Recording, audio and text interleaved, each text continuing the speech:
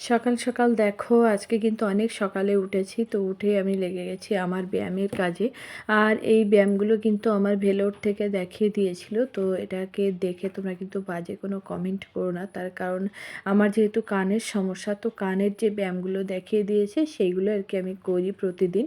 তো ভাবলাম আমি যে কী কী ব্যায়াম করি সেগুলো আর কি তোমাদের সঙ্গে একটু শেয়ার করি। তো সবটা হয়তো শেয়ার করা হবে না, তো যতটুকু আর কি করছি ততটুকুই তোমাদের সঙ্গে শেয়ার করছি। তো দেখো এগুলো হচ্ছে আমার আর কি, যেহেতু বডি ব্যালেন্সের সমস্যা আছে, তো সেই জন্য আর কি এই ব্যায়ামগুলো আমাকে শিখিয়ে দিয়েছিল ওখান থেকে।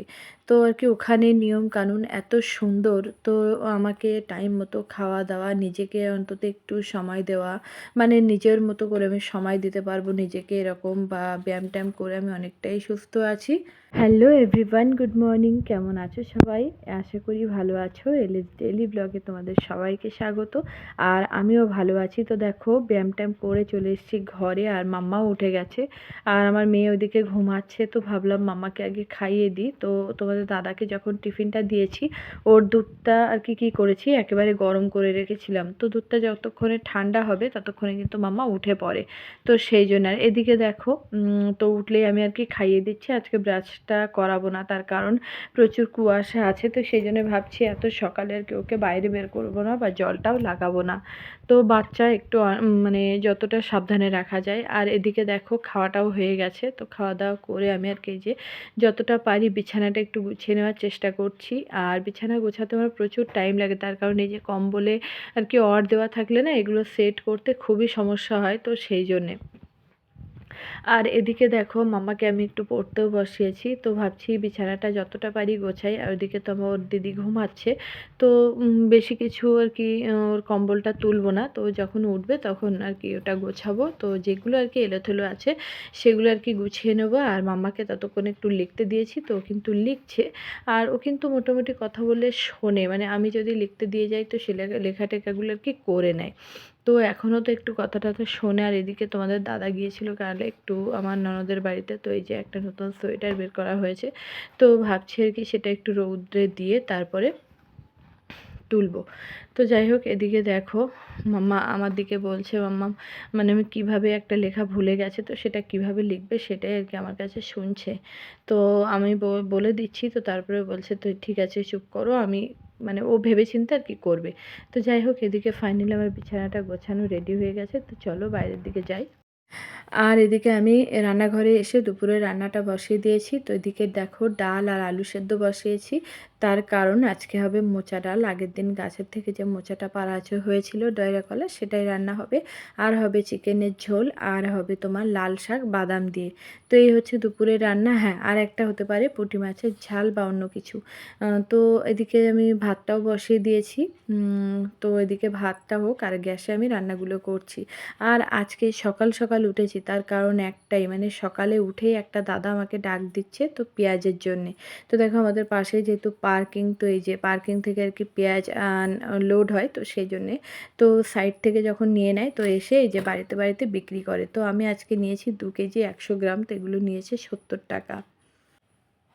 তো অবশেষে রান্নাটাও আমি বসিয়ে দিয়েছি, আর মোচা ডালটা সেদ্ধ হয়ে গেছে। আর এদিকে দেখো আমি চিকেনটা কিন্তু কষিয়ে নিচ্ছি। আর আমি কিন্তু চিকেনটা যখন কষাই জিরের গুঁড়ো বা হলুদ গুঁড়ো কিছুই দিই না, তো তোমরা আমার প্রতিটা ব্লগেই দেখতে পাবে, পরে দেব। তো সুন্দর করে চিকেনটা কষানো হয়ে গেলে তারপরে কিন্তু আমি বাকি মশলাগুলো দিয়ে দেবো। আর এদিকে দেখো মোচা ডালের জন্য আমি পেঁয়াজ লঙ্কা এগুলো আর কি কষে নিচ্ছি। তারপরে যখন পেঁয়াজটা একটু ভাজা ভাজা হয়ে যাবে ততক্ষণে আমি আর কি মশলাগুলো দিয়ে দেবো। এদিকে কিন্তু আমি এই যে দেখো সুন্দর আর করে মোচা ডালটা সেদ্ধ করে নিয়েছি। আর এদিকে আমি মিক্সারে একসঙ্গে মশলা করে নিয়েছিলাম, টমেটো, রসুন আর লঙ্কা। তো এই হচ্ছে। আর হ্যাঁ, পেঁয়াজগুলো নিয়ে আমি লস করেছি না লাভ করেছি প্লিজ তোমরা কমেন্ট করো। তো ফাইনালি কিন্তু আমার রান্না রেডি হয়ে গেছে। আর রান্নার পরের অবস্থাটা দেখো। আর এই যে হ্যাঁ, একটা জিনিস, দুধটা আমি জাল করে রেখেছি, তার কারণ সন্ধ্যাবেলা হবে একটা স্পেশাল জিনিস। তো আর এই যে দেখো, তোমরা জানিও তো আমি পেঁয়াজগুলো নিয়ে আমি কি করলাম বুঝতে পারছি না, মানে বাজারে কেমন কি দাম, যে তোমার বাজার কিন্তু করা হয় না, তো বুঝতে পারছি না আমি লাভ করলাম না লোকসান করলাম। তো এদিকে করেছি, চলো একটু কী রান্না করেছি দেখিয়ে দিই। এদিকে করেছি আমি লাল শাক, এদিকে করেছি ডিমের অমলেট, তো পুঁটি মাছটা করিনি, ওটা রেখে দিয়েছি। আর এদিকে করেছি দেখো চিকেনের বেশ সুন্দর ঝোল, কত সুন্দর দেখতে লাগছে। আর এদিকে করেছি দেখো আমি মোচা ডাল, তো ভাতটাও কিন্তু আমার হয়ে গেছে, আর মোচা ডালের কালারটাও দেখো কত সুন্দর এসছে, তো বেশ সুন্দর হয়েছে খেতে, যেহেতু আমি নুনটা টেস্ট করার জন্য করেছি। আর এদিকে দেখো মাম্মা দৌড়াচ্ছে, মানে কি বদমায়েশ, তো চেয়ারটা ফেলে দিয়ে মানে পালিয়েছে, তা আমি যাতে দেখতে না পাই, বুঝতে না পারি সেই জন্যে। তো চলো, আর বাইরে দেখো বেশ সুন্দর রৌদ্র, আর এদিকে দেখো জিনিসপত্র। রান্নাঘরে এসেছি, আর রান্নাঘরে এসে কিন্তু চা খেয়ে নিয়েছি, তো দুপুরে আর বেশি আমি ভিডিও করিনি। তো সন্ধ্যাবেলা আজকে বানাবো আরেকটা আইটেম, স্পেশাল আইটেম, তো তোমরা দেখতে দেখতে বুঝতে পারবে, আর তোমরা দেখে বলবে যে কি বানাচ্ছি। এদিকে দেখো দুধটা গরম করে নিয়েছি, তো ওটা বানাতে গেলে কিন্তু দুধ লাগে, আর এদিকে লাগে দেখো নারকেল। আর এদিকে এই যে মাম্মাকে দিদি বই পড়াবে, তার জন্য এই যে এখানটায় নিয়ে বসেছে। তো মা যেহেতু একটা নতুন আইটেম বানাবে, তো মেয়েরা না থাকলে হয়, আর যেহেতু শীতকাল, তো শীতকালে কিন্তু এই জিনিসটা খেতে সবারই পছন্দ। তো আমাদের বাড়িতে আর কি তোমাদের দাদা সবসময় বলছে যে এটা বানাও, তো দেখতে থাকো ব্লগটা, দেখতে দেখতে বুঝতে পারবে যে কী বানাবো। তো চলো, আর এদিকে তো দুধটা গরম করে নিয়েছি, আর এদিকে তোমাদের দাদার জন্য একটু চা আছে, তো আসলে চাটা গরম করে দেবো। এদিকে দেখো আমরা দুজনেই কিন্তু লেগে গেছি, তো দুজনে দুরকম কাজ করছি। আমি কিন্তু এদিকে চালের গুঁড়োটা টুকে নিচ্ছি, তো যেহেতু এটা 1 বছরের চালের গুঁড়ো, আর এটা করতে গেলে কিন্তু নারকেল কোড়া লাগে।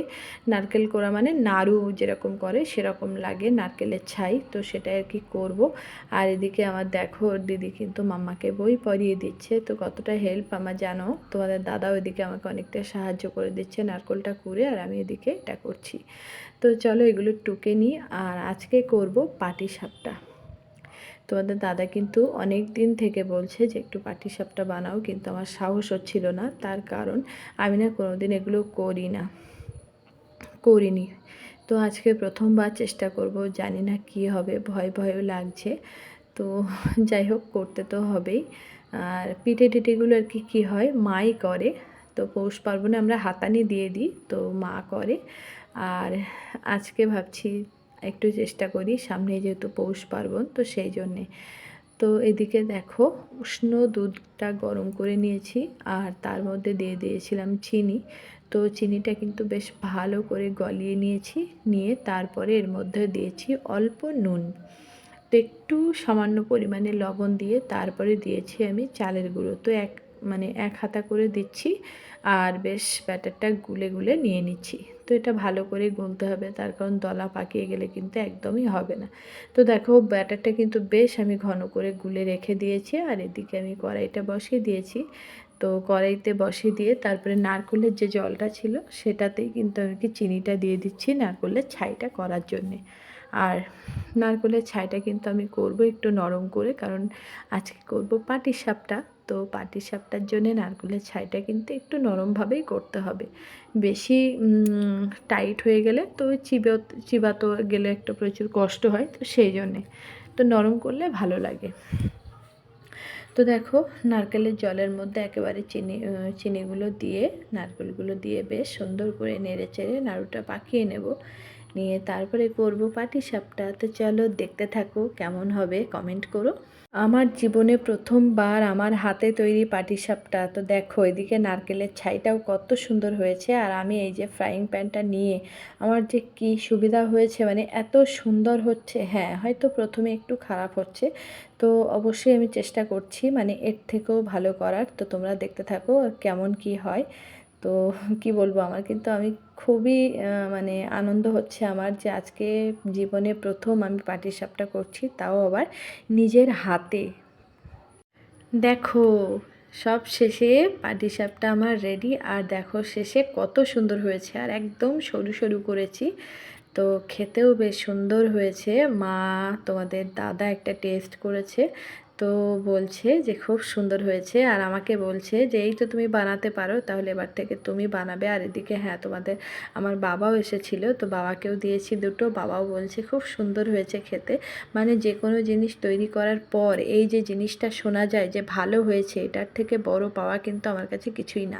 পিঠে টিঠে খেয়ে এখন বাবা নিয়ে এসেছিলো মিষ্টি, তো সেই কৌটোটা আর কি খালি করে দিলাম। তো মিষ্টিগুলো নিয়ে আমার এই বাটিটায় রেখে দিয়েছি। আর এদিকে দেখো বেঁচে আছে 5খানা পিঠে। তো এগুলো ঠান্ডা হলে কিন্তু ভালো লাগে, যখন অফ টাইম খাবো তখন বেশ আরও বেশি মজা লাগবে। তো এদিকে আমি আর কি দুপুরের যেসব রান্না টান্নাগুলো আছে সেগুলোও গরম করে নিচ্ছি। আর চলো এই দুদিন মানে সন্ধ্যাবেলা একটুও বসা হচ্ছে না, তো এটা ওটা বানাতে গেলে প্রচুর সময় লেগে যায়। আর তো ভিডিওটা এখানেই শেষ করছি। ভালো লাগলে প্লিজ লাইক কমেন্ট শেয়ার করে আমার চ্যানেলটার পাশে থেকো। আর যারা পুরো ভিডিওটা দেখছো তাদেরকে অসংখ্য অসংখ্য ধন্যবাদ। আর আমার চ্যানেলটাকে সাবস্ক্রাইব করে আমার পাশে থেকো। তো একটা কথা বলবো, যারা এটা করছো তাদেরকেই বলছি, যারা সাবস্ক্রাইব করে আবার আনসাবস্ক্রাইব করছো তাদের কিন্তু ঠিক করছো না। আমি কিন্তু এরকম করছি না।